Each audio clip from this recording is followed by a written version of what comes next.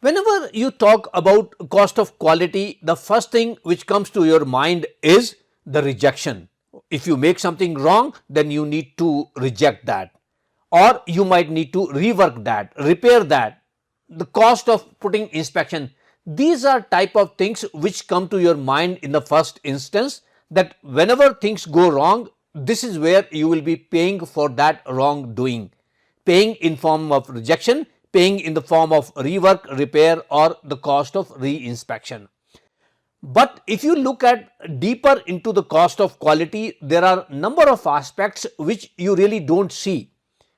The cost of quality is the sale loss which occurs because your client is not satisfied with the quality which you are producing.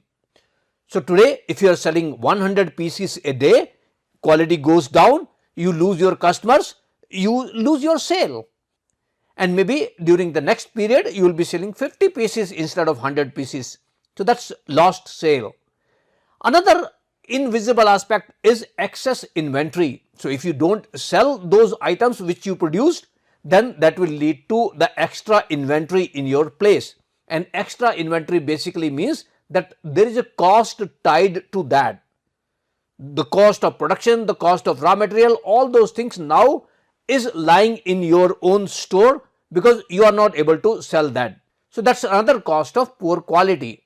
Let's look at few more here, which is additional control and procedures. So if your quality is poor, then you need to put some extra checkpoints, extra hold points, extra procedures to make sure that you produce things right. There will be complaints, you need to handle those customer complaints, you need to do some investigation. Probably if something really goes wrong, then you really need to do a good investigation to find out the root cause of that problem. There could be fines related to some problems which have been happening in the hands of your client. There could be a legal fee. There are lots and lots of costs of poor quality which probably you don't realize in the first instance. In the first instance, you just think that cost of quality means rejection, repair, rework.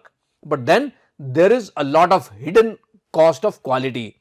So if you think cost of quality as a big iceberg, in iceberg you only see as, let's say, 1/10 of that above the sea level, but then the 9/10 of that iceberg is below that sea level. Same thing happens with the cost of quality also. The cost of quality, whatever you see, is that tip of the iceberg, but then there is a lot of hidden part of that iceberg which probably you don't see in the first instance.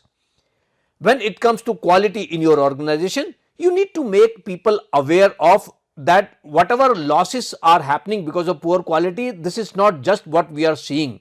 There is a lots and lots of losses which probably we are not seeing. So that basically raises the awareness of quality in your organization. So this was about the visible and invisible part of the cost of quality, and looking at that from the perspective of a big iceberg where we see very limited things at the top. So what we will be doing next is we will be breaking down the cost of quality into number of segments, number of classifications, and see how does that help us in identifying the cost, how does that help us in controlling the cost of poor quality. Let's see that on the next slide.